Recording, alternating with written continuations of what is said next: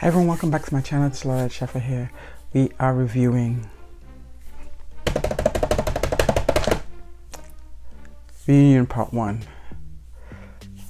Before I begin, please don't forget to like the videos that are coming. As you see my face, hit the like button, y'all. Hit the like button. Second, I really would love to hear what y'all are thinking, what you think about what I've said, what you think about what's been going on. It has been like a subpar season, but the reunion might make up for everything. And last but not least, if you haven't subscribed yet, hit the subscribe button. Anyway, let's get right into it. Reunion Part 1. So let's begin. First thing on the docket is at least first thing I want to discuss is when they were bringing up, you know, the curveball of having a chance to save someone who's on the chopping block. And they discussed how the women had saved Mark Anthony, but the men didn't use it to save Jonique, who was the obvious person that they needed to save. They decided to hang on to it. And I don't remember if I talked about it then on that episode, but it makes me think now that, does that reflect how things are running now? I won't make it about race, but I want to make it about race between black men and black women.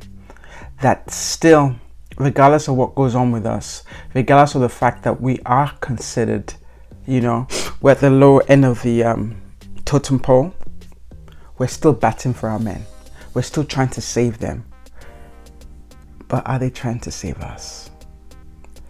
There's still no solid reason why they didn't use it. And immediately they didn't use it, they lost it. Is that not, and I hate to make it sound like that, but it sounds like that to me. It's like we get pushed to the side and they still end up losing out. But the people behind them don't look and learn from example. That's all I want to say. I don't want to make it deeper than that, because that could be the whole video right there. Like these women, like even they showed the part where, what's her name, Morgan, really had no love lost. She didn't hate him, but she didn't really like him. No love lost over Mark Anthony, but she saw her fellow women saying, let's save him, let's save him. He's a good guy. And she's like, fine, if that's what you guys want. But on the other hand, Jonique, who had at least Tony was a strong interest for her. Tony was interested in her grown woman-ish, but they didn't save her. Real life. Who's looking out for us? Who's saving us? Well, we're still looking out for them and we're still saving them. I'm not saying we shouldn't do that, but I'd like to put a light on men, our men, or men that look like us, that it's time to stand up and it's time to start saving us. I feel like, you know how when you have an example that it seems so small on the outside, but it reflects a bigger problem? I feel like that reflects a bigger problem. Was there a lack of maturity, a lack of vision, a lack of really being selfless? What were they saving it for? They saved it and then lost it. They don't save us and then they lose us, because that's what's happening. But I'm not gonna make this video about that. All right, so we're going to the first packet. They've been showing us clips about it. We got the clips. Jeffrey and Andre. Now you know, and I know that, yo, it was like we weren't excited by the match. Like, you know, Jeffrey, my girl, like, you know, nobody perfect, but it was just like and then Andre and then, you know, the spiritual husband nonsense Anyway, it turns out that, y'all, these people pulled a Kalfani, I love you, but they pulled a Kalfani, and after filming, everything was wrapped up. They didn't hang out after that. And Brown Man says his reason that he didn't hang out with her, first of all, he said he had some issue with the fact that two of her children's fathers were not interacting in their children's lives, and that's a red flag. Bruh, like, you didn't see that before? You didn't see that when she didn't have any ex to introduce you to, right? You didn't see that when your sister was hot and like, nah, like the people you're showing me both have children. You didn't see it then. You didn't see it when your boy met the two ladies of your interest and told you, nah, Cynthia's the one for me. You didn't see it then. But oh, it's when the cameras have gone off and the light, that red light that says live, is off. That's when you saw it. That's weak. Yo, that's weak. And I don't want to come down on someone who might be going through something and just call them weak, but that's weak. I would respect you more if you said, you know what? I don't want you. I was here for the camera lights action. Something more honest than, oh, baby fathers. You now want to shame her because you made a mistake. You should be the one who should be ashamed, not her. And I'm not saying Jeffree doesn't have her own, but that's not the point right now. Your excuse for turning her down or not interacting or communicating with this woman after filming stopped was because you had an issue with a problem that she did not hide. She was on full disclosure. She didn't hide anything. She had all the men still chasing her, but you chose to chase her, grab her, and then have second thoughts and throw her away. Ladies, and this is why they say if you consider yourself the prize, don't stop, multi-dating until the right one comes along. First problem Jeffree made, let's say just on the outskirts, she said tested him. Like, unfortunately, we have to go through this whole thing of testing. And I think the more important fact is filming of Ready to Love. They say it's a couple of weeks. You can't meet your soulmate. Okay, I take that back. Yes, you can meet your soulmate in a couple of weeks, but you can't declare them your soulmate and consider them tried and tested in a couple of weeks. Try and testing them takes a while. So you can declare what you like, but they're not tried and tested until some time has passed. He wasn't tried and tested, Jeffree. That's the mistake you made. Let's not even talk about anything else, but that was the mistake, because that was the weakest. Because I was still wondering, when we were watching the clips, what happened? Did they have a fight? Did something? But he comes out with, that's what he came out with? That's the best thing he could come up with? Like, he and his family sat down and that's what they could cook up. You know what? I take that back. He didn't sit down with his sister, because his sister is a woman, and I know she would have told him something more sensible to come and say, other than, yeah, isn't it strange? And better yet, this is what I think. Better yet, let's say in actual fact, because of the speed of the process, he hadn't really sat down and thought about it. Why didn't he sit down with her and communicate that with her? Because she found out the same time the rest of the panel found out on the reunion stage as to why he didn't communicate with her. What was wrong with him sitting down with her and letting her know that, sis, that she may not like what she heard, but she could respect him being honest. That's all. Like, nobody says you have to force yourself to eat rice pudding if you don't like rice pudding, but don't just leave it on the table to go bad. Cover it, put it away, don't even buy it, let somebody else buy it. That's all I'm saying. If you weren't feeling her anymore, let her know, communicate. Sis, I'm not feeling this anymore. This is ABCD. Whether she like it or not, at least she's been put on notice that you're not around anymore. Only for her to still kind of find out, like, still trying to figure out what's going on. There's nothing worse than being caught in purgatory. Am I here? Am I going to hell? Am I going to heaven? Where am I? Like, she just trapped in the middle of nowhere. It's downright like evil. But we're going to leave that, because that's all I have to say. What I'm requiring or expecting him to have done doesn't require to have done all the work that I say I think he needs to have done. He just needed to be honest. He needed to be sincere. He needed to be human. He needed to be human, because he wouldn't appreciate someone treating him in the same light. Just ghost, because literally, essentially he ghosted her. He strung her along for the season, for the lights, camera, action, and when the lights went out, he just left her high and dry. Like, just do unto others as you wish them to do unto you. If you had simply treated her the way that he would have liked to be treated, we wouldn't be here right now. But let's move on to the next person. Now, y'all, they make clips about, Jeffree's generalization about black men not being around as fathers to their children. Now, what Jeffree said was a generalization.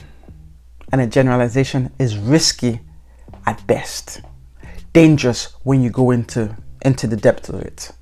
But could you deny her experience of it? Could you even deny the experience of many other women? No, you can't. She didn't lie, but she overgeneralized. She put the blanket out. When you use a paintbrush to sweep all women, like how they might paintbrush and say, the angry black woman moniker. That's a paintbrush that I reject in the name of Jesus. Same thing. So I understand their pushback that even, nephew Tommy, but the thing is, nephew Tommy, yeah, yo, my G, like, you need to separate yourself from the cast because you didn't offer her any support, because what she said is not a lie. There are many women who come, whether they are black or whether they are white, or who have had relationships with black men who may not have been around with their fathers, have some kind of ongoing issue, who just literally impregnate a woman and up and left. That's not an uncommon story. So please, y'all were trying to deny the woman's experience of what she went through. That was wrong. So that two wrongs don't make it right. She was wrong for her generalization on TV. Because you know how we always feel as black people. We feel like we're representing the whole race. So we still felt that need on that stage, instead of us to have comforted the sister who was in pain. Because once again, she's been abandoned. She's been abandoned by her baby fathers and now abandoned by this spiritual husband she had declared him to be. But instead of you guys to have supported her, spiritually, morally, you were coming down on her. And then Tony, Mr.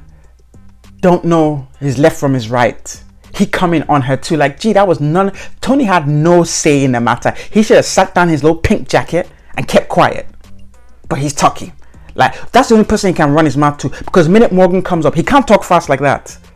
But he can talk fast to what's her name, my girl, Jeffrey. Like, I'm not saying Jeffrey on the right, please don't get that wrong. But I'm saying what's right is right and what's wrong is wrong. This was wrong. Like, they're all coming at her. That's ridiculous.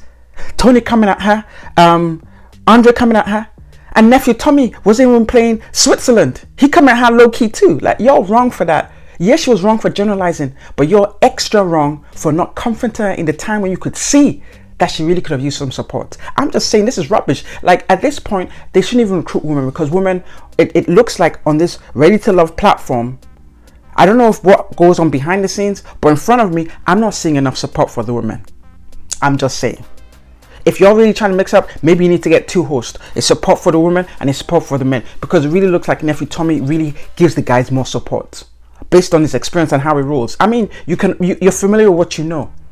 That's it. He's familiar with the guys, because that's a point. That could have been a breakthrough point for Jeffrey, but you all didn't pursue it. You all could have really gathered around and taking her through a different journey, but no, you came on her. Once again, she's been abandoned by people who look like her. Now, I'm not saying she don't have something to play for her, but when will we start looking to our brothers and sisters and lifting them up, as opposed to hitting them down and then wondering why we're in the state of disarray that we're in? It's Sunday, but I'm not trying to preach, but I'm trying to preach at the same time. Like, y'all did wrong to that girl, because that could have been a growth moment for her.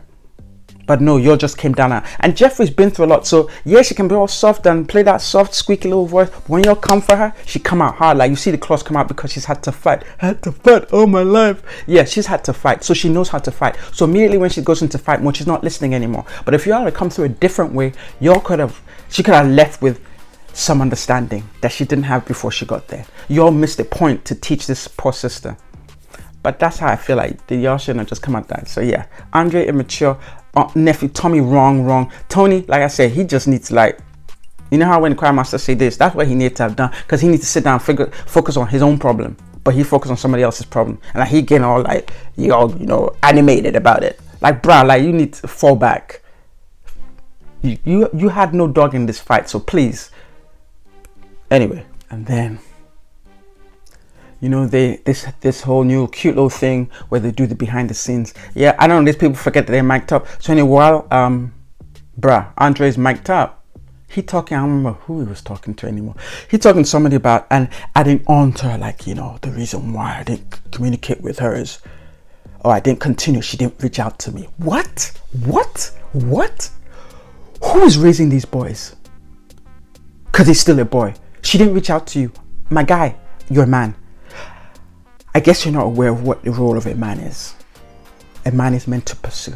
Let me tell you right now. That's what you're meant to do. Like, who are the male influences in his life? Because I know he brought his sister forward and talked about his mother. But this makes me really wonder, did he really have a strong male influence in his life during his formative years? Because he sat there and said with his mouth that part of the reason why he didn't continue with her is because she didn't reach out. She didn't come out. She wasn't coming for him. She wasn't pursuing him. What in the world is going on? Like, I'm telling you, this is making my mind blow. Like, what I said a couple weeks ago? Have you ever seen a monkey chase a lion? It's the other way around. A lion's meant to chase a monkey. A lion is, let's use a better example. Have you ever seen a deer chase a lion? No, a lion chases a deer. That's the order of the animal kingdom. We are still part of the animal kingdom, but now we're trying to be so bougie that we forget the way things run. That's the way things run. So my G, Andre, if you felt like she won't calling you, you could have called her and asked her a question and know where you stand. Is she with you or is she not? You standing there with your arms crossed like a girl waiting for her to tell you she's interested. Guy. Like you batting 0 for 0 right now. Are you coming up? Can you get what's below 0 on the game? I don't play sports, but like he batting like he needs to go to bed. Yeah,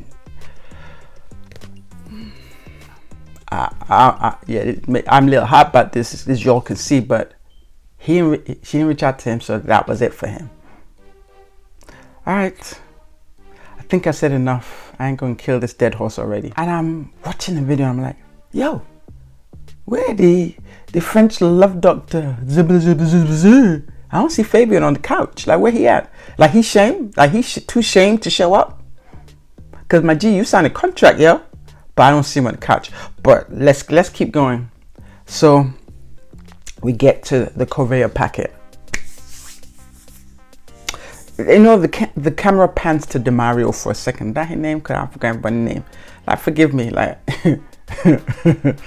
it's late or it's early, and right now, so D, we know who we're talking about, and I might throw a picture up so there's no confusion here. So anyway, D, they pan to him, and I still wondering because they were showing like the packet on the part where he was violently trying to use the save a whole badge thing, whatever it is, to save someone who's meant to be sent home. But my G, like, all I see was like 10 minutes before that time, 10 minutes before you saw Mark Anthony kiss Jeffrey, your number one was Jeffrey. Then all of a sudden you spin around like, yo, I'm about to be kicked off the show. Like, she picked another. And then you fighting vehemently for someone you hadn't really had a strong link up for. So at that point, I don't know if I said that, I'm wondering, like, is he trying to save her or are he trying to save himself? But anyway, let's go. So they come for Corvea, and Corvea were ready. Sis, you were ready. They came for her and she described what she kind of wanted. That her reasons and her motivation for wanting a man, having her standards. Her reasons for having standards, I don't need to define it. Her reasons for having standards was that she wanted the man she was interested in, who possibly could be a partner, to be a go-getter, so he could be a strong part of the family unit. Girl, you ain't never lied. You ain't never lied. Jeffrey's on the couch as an example. If she had, copulated with a go-getter, a man who believed in being a strong part, being a provider and a protector, she wouldn't be in the situation she's in now. I'm just saying. But you're coming down on her. Y'all came down on Jeffrey for not picking that kind of man. But you're coming down on Corvea because that's the kind of man she wants. We can't win. We can't win. Like, instead of us fighting each other, we need to band together. Because at this point, they're trying to drive us crazy. They're trying to make us bipolar. One end we're wrong, the other end we're wrong. What? But she goes in and she was poised and cool, calm and collected. She said, go get her, believe in a family unit, because she believes in generational wealth. Boom. Corvea, God bless you. My goodness. And number 6 is turning. TikTok, because the whole stage was trying to come for her. The other ladies who too scared to say what they really want because they don't want to be called a gold digger.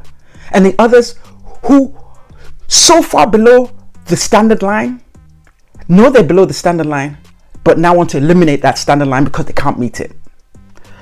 Oh God, let me take a breath because I'm feeling like a little fired up. I'm just going to breathe. I'm going to breathe because this was ridiculous. But she sat there and said then, Mark Anthony talk about, yeah, if you say you're being spoiled, that means you want to get things you didn't earn. Sir, what does spoil mean? When you want to spoil someone, it's not about earning, it's about grace. The grace you find with God, did you earn it?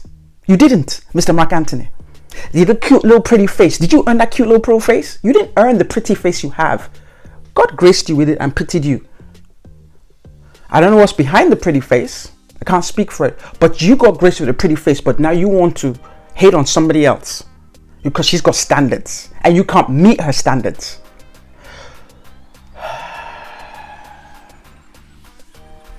The whole stage was trying to come for her, but my sis was sitting tight. You're mad at her because she has standards. Please, ladies, look at this as an example. People mad at a woman because she has standards. Then when she fall pregnant by someone who run away, then you're going to abuse her because she didn't have standards. Which is it? Make your mind up. So you know what I say, ladies? Have your standards for your own peace of mind. Forget what the other people are saying. They call you gold digger, they call you this. Men are the biggest gold diggers today right now. So please don't let the fear of someone name calling you as a gold digger prevent you from sticking to your standards. He's out there exactly the way you. Now I'm not saying y'all should be unrealistic at the same time, because I know some of y'all be doing too much. Talking about this, you're talking about that. That's a whole different story. But I'm saying there should be a basic minimum requirement. Don't fall below, because I think there's been decades of us falling below and dating down that now resulted in the landscape of dating that we see today. The buffoonery we see today is a result of us doing what we've been doing, dating down and allowing. Need to stop, because our daughters don't need to go through what we're going through. I'm just saying, because I'm not saying Corvée are perfect, so y'all please don't jump up at me. Don't at me, as they say on IG. Don't at me. But I'm saying Corvée stood there, defended her standards. She has standards, and you're coming for her.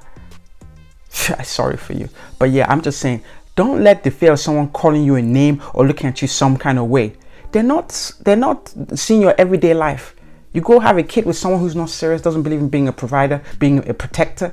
Go and have a kid with Andrew and see what happened. At the way he is right now. Then when you're running around being a single mother, the people who are calling you gold digger, are they going to come out and come and give you money? Are they going to come out and come and help you babysit? Are they going to come out and come and console and comfort you? They're not. They're going to be sleeping in their beds and you're forgotten thought. So please don't let the fear of what the masses think prevent you from maintaining and keeping your standards, please. All right, said enough. Then there's a point, we had, Lyndon had said something, that his issue with her was that, it wasn't so much her message, but the energy in which she delivered the message. When she had said she wanted a man who has been or is currently going to therapy. Okay, I'm looking around like, how is that an issue? I can use one main person, Charlie Main the God, Breakfast Club. When he started going to therapy and working on himself, look at how he's still got a little bite to his interview, but he has leveled up in every single way. Look at his skin. So what's going wrong going therapy? So her having that as a requirement, how is that an issue? How is that your problem? Next, and she wants to be with a man who lives alone. So should she want to be with a man who's staying in his mother's basement? Like what's going on? How are these difficult, aggressive requests? They are basic. These poorly developed men felt less than due to their own inadequacies and now want to criminalize her for having her own standards. We need to start rocking this earth. There's a problem here. The problem here is that we've not had standards for too long now. Then now that we're having standards, we're now being called names, we're being criminalized. Let this be this call. If it's going to be a dog whistle or what kind of whistle I'm going to use, let this be the call out. Women, let this be a call out to you. We need to start really enforcing our standards, because the whole kingdom has run amok because we didn't. Now we need to fix things. You're raising your boys. Let them understand what those standards are. You as a woman, know what your standards are and enforce them. It's not by force, because us settling is not serving us. We've settled for too long. Did it serve you? It didn't serve me. Did it serve you? That's all I have to say. Corvée, you came through. I hope that's an example. Like, she looked good. She had cute little heels on, cute little red. Y'all came for her and she survived. She came through. She didn't survive. She thrived. She made a great point, and I hope the rest of y'all got that point and don't follow the masses or the peanut gallery in calling her a gold digger. She did her closing statement. Like, she's not searching for someone. She's just going to continue to work on herself. So if she stays ready, she don't have to get ready. So when that person comes, she's ready. Sis sound like she's done some work. because she's preaching right now, and I don't know if you all heard her. She ain't looking for someone. She's just preparing herself to be the best that she can be, the best version of herself. So when he shows up, he will recognize her, and she will recognize him. And this buffoonery experience that she went through will be merely just a memory. Yeah, Queen, I salute you, man. All right, so they flash for a brief period to the Morgan, Tony, Lyndon thing.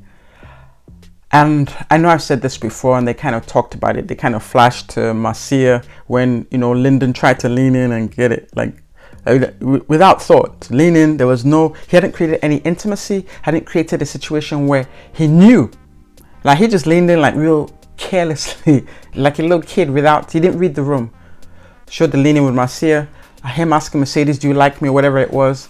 But there hadn't been any work between them for her to like him. And then of course Morgan, he liked all of them, but they were just okay with him.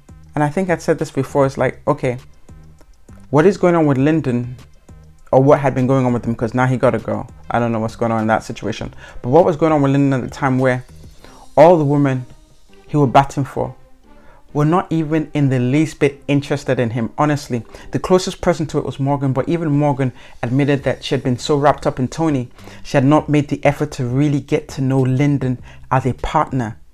She only had Lyndon as a backup. She didn't use those words, but that's really essentially what happened. She did not invest in Lyndon, find out who he was, if he was a suitable life partner for her. He was just fun, he just different, he was a unicorn, he was all these things. And he's probably a good guy.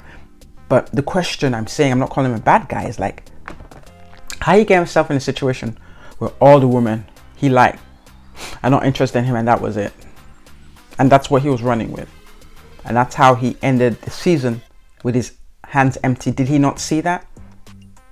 And what is going on with him, where he's only interested in people who are not available? They're not emotionally available to him. Someone said in my comments the other time is, and I can't remember her name, sorry, but it had made a great point that possibly the reason why he was going for a woman who were emotionally unavailable is because he's emotionally unavailable. He say he wants something, but he don't really want it. He say he want it because he's on the show, but does he really want it? Because if he really wanted it, he would see that the people he was going for didn't want it with him. But that's all I have for that part. Quick jump to Jonique. Jonique were a little bit hot at Blue because I don't know what happened behind the scenes. Maybe she felt Blue didn't fight for her. They'd be gossiping about each other. Maybe she felt like Blue didn't really defend her in them using, the Captain Save-A-Ho ticket for her. But then as soon as she gets eliminated, he's reaching out to her because he wants to date her. Like, some people look really soft and innocent on the outside, but they're grimy on the inside. I'm not saying that's the case with Blue, but like, he looks so soft and gentle. He couldn't hurt a fly. But like he used that baby face to cover a whole multitude of sins. I don't know. I'm just wondering. Because, I didn't see that. Because I'm thinking, when Jonique got eliminated, Blue was still in the running with at least Jeffrey. Was it Marcia? I don't remember what else. So the question now is like, were you still playing Ready to Love with people who weren't even on the show? I don't know. Like y'all Blue's Clues they had clues all over town. That's what it sounded like. They finally reveal, that Blue's GF girlfriend. I don't even know if I need to call her girlfriend, because everything it's not hitting. It's not sounding right. Like, I don't know if we're ever going to get to the bottom of this or what the real truth is, but apparently he and Kayla from last season are together. But why everybody surprised?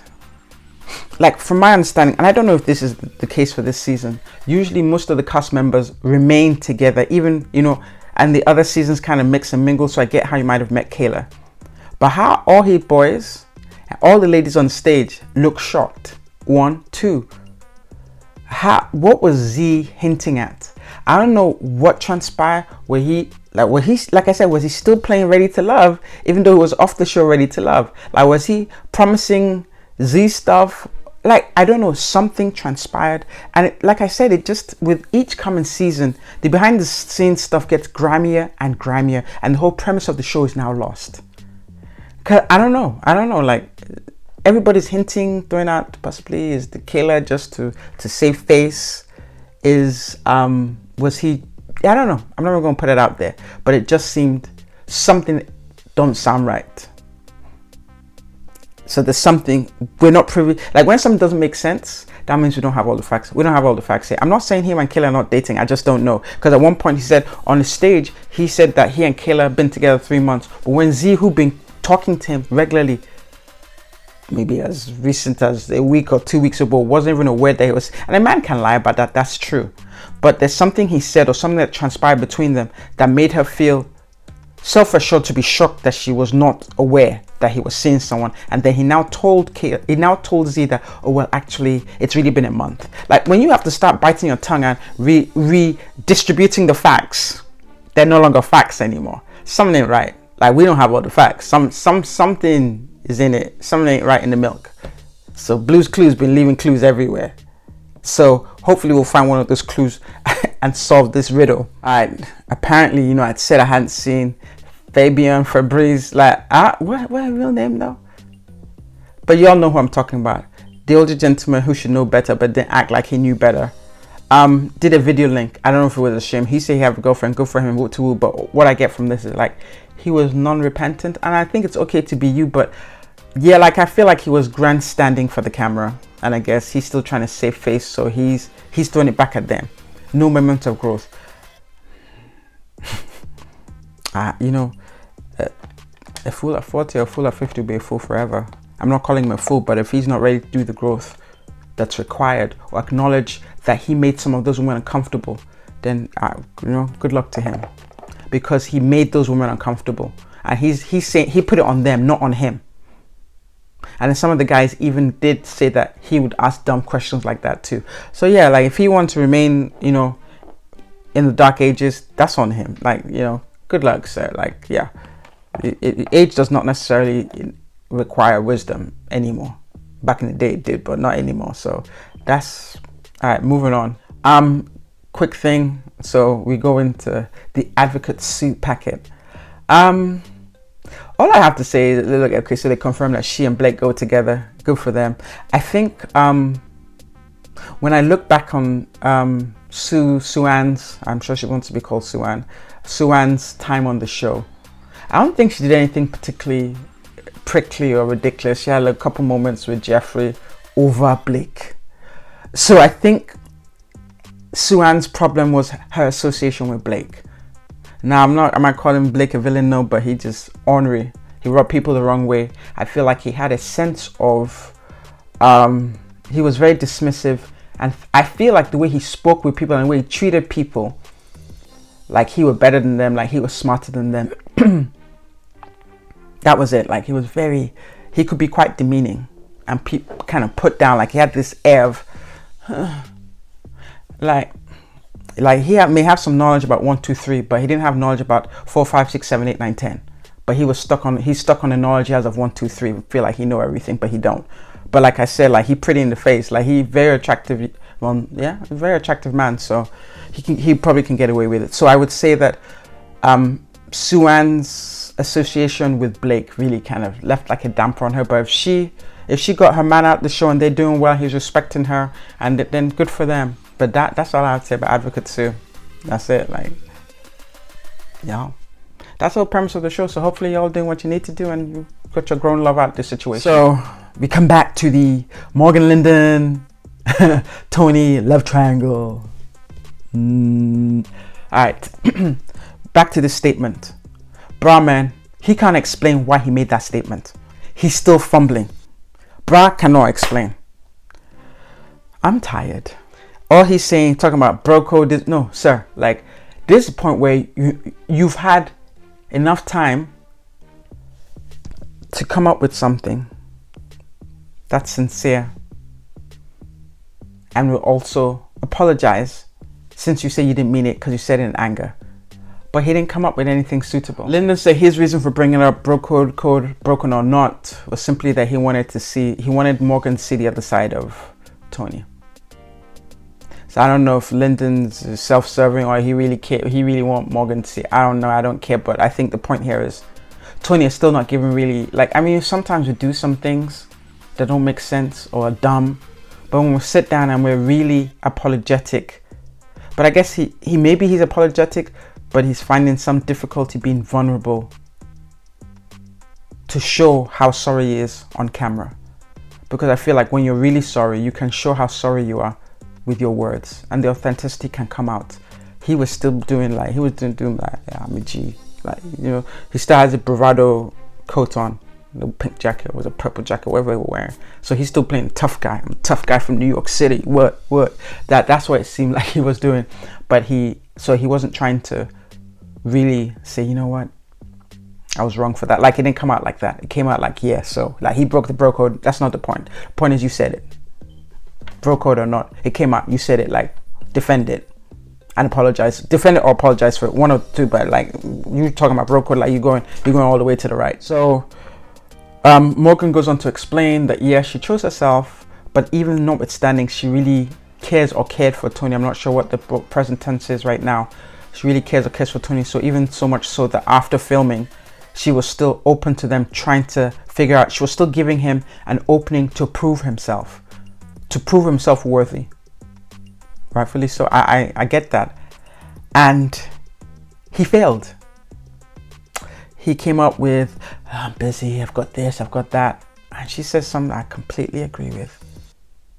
Like, if he's serious about you, he'll make time. Like, who are the busiest people on this planet? Who are the busiest people on this planet?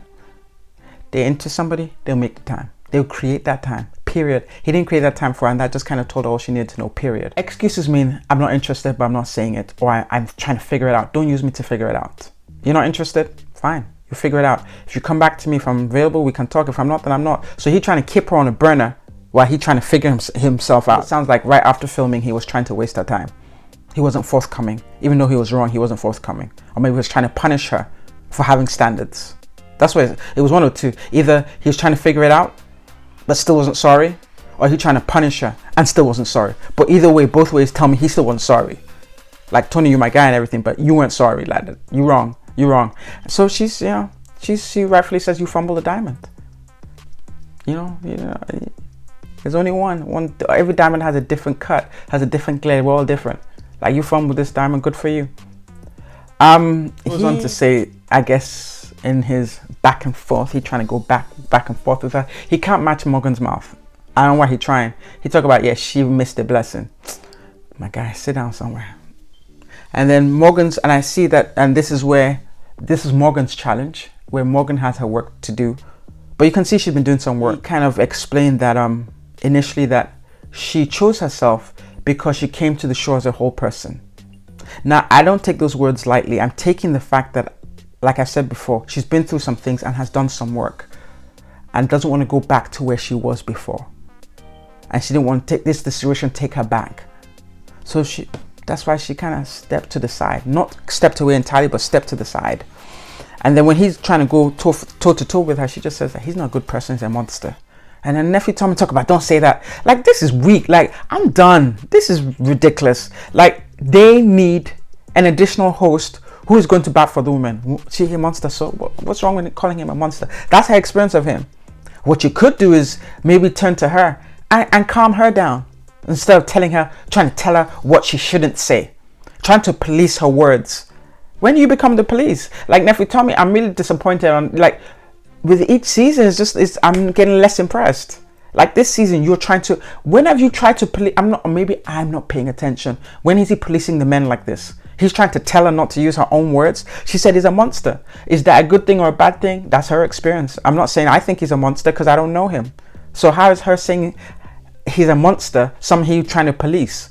What you need to do is tease it out and figure out, what are you feeling? What are you really trying to say? You're the host, right? This is the reunion show, right? You scared about what she's going to say? You scared? But yeah, she come out, he's a monster. Now, that might just be her emotions, because it looks like when Morgan is upset, when she's been triggered, she goes back, and that happens. We're human. When she triggers, she go back to her always, because she got a mouth for days. Like, she'll cut you like Edward Scissorhands, like, because she's quick with it, and her things, those barbs are going deep. So when she gets triggered, she goes back to her always. So she come for you clean. So she probably don't mean that, but she's hurt, because even it's been some time, he's still not sorry. Clearly, talk about she missed the blessing after he fumbled the bag. Yeah, so I think as we're ending, two things I note in this love triangle. Like, Morgan and Tony have love for each other. Y'all can say what you want. They have love for each other. I don't know if it's going to go to a healthy place where they can be in a relationship, or this was just meant to be a karmic relationship, so they're meant to learn lessons and move on, but they have love for each other. And we still know that when Morgan get triggered, her anger issues come out. And here we are. We are at the end of part 1 of the reunion. Y'all got me triggered through the video too. But anyway, as we come to the end, I just want to say thanks for watching. Let me know what you think in the comments. Don't forget to like the video. Like the video before you hit, when you see that little circle when the video ends, before it gets there, hit the like button. And before it gets to that little circle when it's meant to, if you're meant to restart it, hit the subscribe button if you haven't. And more importantly, I want to hear what y'all think. Anyway, thanks for watching. Lola, over and out.